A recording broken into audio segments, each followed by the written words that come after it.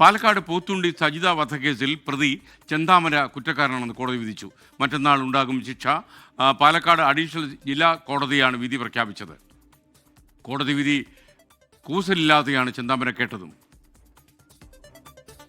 6 വർഷത്തിന് ശേഷമാണ് നാടിനെ നടക്കിയ കൊലപാതക കേസിലെ വിധി. ഭാര്യയും മക്കളും തന്നെ വിട്ടുപോയതിന് കാരണം സജിതയാണെന്ന ചെന്താമരയുടെ സംശയമാണ് കൊലപാതകത്തിലേക്ക് നയിച്ചത്. 2019 ഓഗസ്റ്റ് 31 സംഭവം. അടുക്കളയിൽ പാചകം ചെയ്യുന്നതിനിടെ സജിതയെ ക്രൂരമായി വെട്ടിക്കൊലപ്പെടുത്തുകയായിരുന്നു.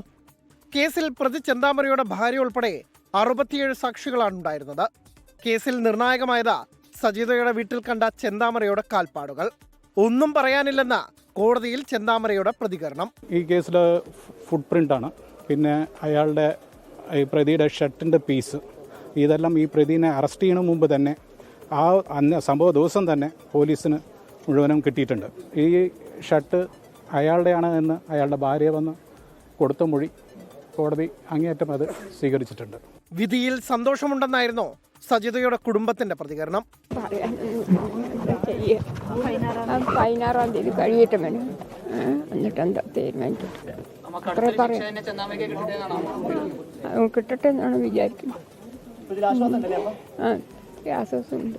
കേസിലെ പ്രധാന സാക്ഷി പുഷ്പ ചെന്താമരയെ ഭയന്ന് തമിഴ്നാട്ടിലേക്ക് പോയെന്ന് ബന്ധുക്കൾ പറഞ്ഞു. സജിത കൊലക്കേസിൽ ജാമ്യത്തിലിറങ്ങിയ ശേഷം ജനുവരിയിലാണ് ചെന്താമര സജിതയുടെ ഭർത്താവ് സുധാകരൻ, ഭർത്തൃമാതാവ് ലക്ഷ്മി എന്നിവരെ കൊലപ്പെടുത്തിയത്. 24 പാലക്കാട്.